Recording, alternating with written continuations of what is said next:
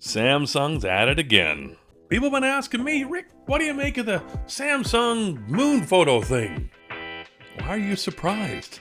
For those of you not aware, the TDLR of this is that Samsung has been found to be faking its results in the camera app on the S21, 22, and 23. Samsung has long made slick advertisements about its 100 times space zoom feature, showing incredible shots of the moon taken by users. To me, it was very clear at every example I saw, the phone was clearly post-processing that image to a great degree. It is very obvious here that the optically captured image here is not really better than most any other smartphone. And then all of a sudden, bang, detail. To prove Samsung's AI engine was doing a little bit of educated guesswork, the user downloaded a high-resolution image of the moon, reduced it in size, applied a Gaussian blur to obliterate any details, and got an unexpected result.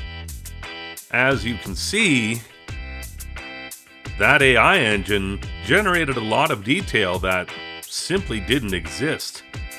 This is very easy to achieve simply because the moon is tidally locked and its appearance doesn't really alter.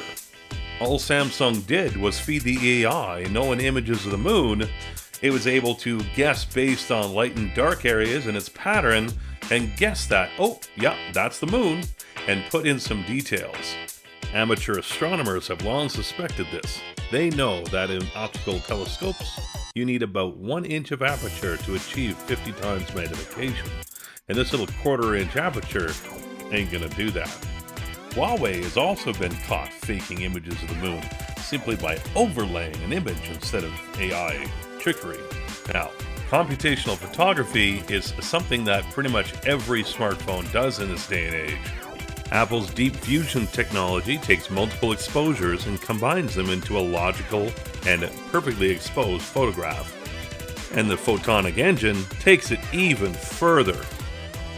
But to all you Samsung fanboy and defenders out there, there's a big difference between greening up some grass and bluing up some sky than there is creating details that didn't exist in the first place. So yes, I feel this goes beyond computational photography, and when AI is inventing details, this is fakery, especially when you've used it as a main selling point of your phone.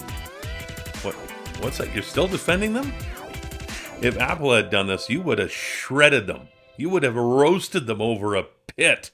Tech bros on Twitter would have been at that like piranhas in a cow carcass. Tell me I'm wrong.